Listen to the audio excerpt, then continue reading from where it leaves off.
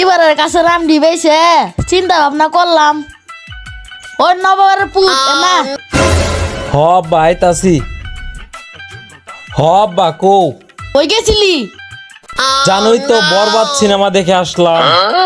এবার দিন যাব ফিউচারে তুই কি করবি ওই তো করলি ম্যাট্রিক ফেল আল্লাহ তোর চিন্তা হয় না আমি আমার ফিউচার নিয়ে ভাবি না, অতীত নিয়েও ভাবি না।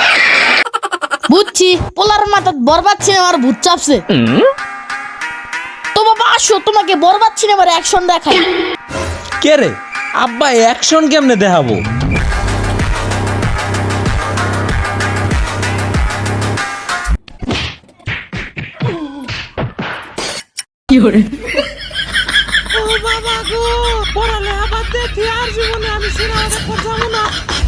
প্রতি নিঃশ্বাসে নাম তোমার। কেরে পোলা তোর আবার কে এলো হে আব্বা বরবাদ সিনেমা দেখতে যাবো, টাকা দাও।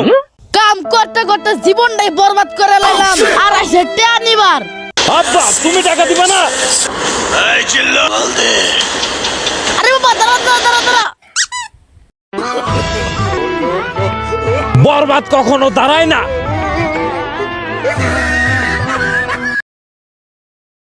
আব্বা আব্বা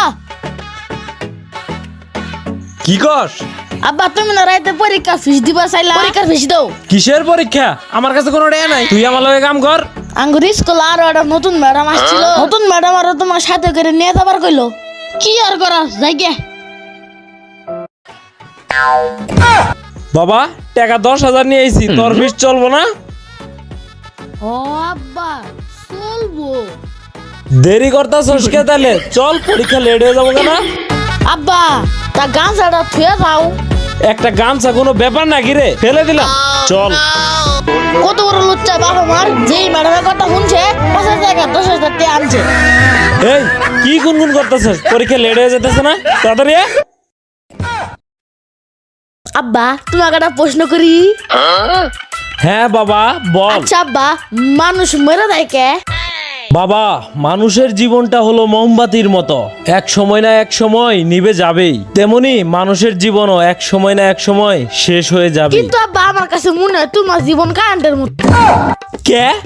না কারেন্ট কিন্তু একবার গেলে আরেকবার আহে তো আমার যেদিন তোমার ধরে মনে হয় মোমবাতির নাগলা নিবে গেল কিন্তু আধা ঘন্টা পরে ঠিকই কারেন্টের মতো চলে হয় বাবা যা গলি কইলি মাইশের সামনে কইস না।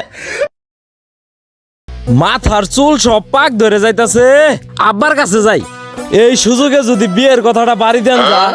আব্বা আব্বা কি হয়েছে বউদের মতো যাচ্ছিস কে আরে আব্বা দেখো না চুল সব পাইকে যাইতেছে গা। তা আমি কি করবো না আব্বা মানে বুঝো না।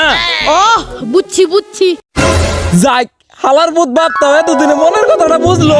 ও দাদা ঘরে যা দেখ ই আছে আব্বা আমার জন্য ঘরে পার্টির ছবি হয় না দিছে।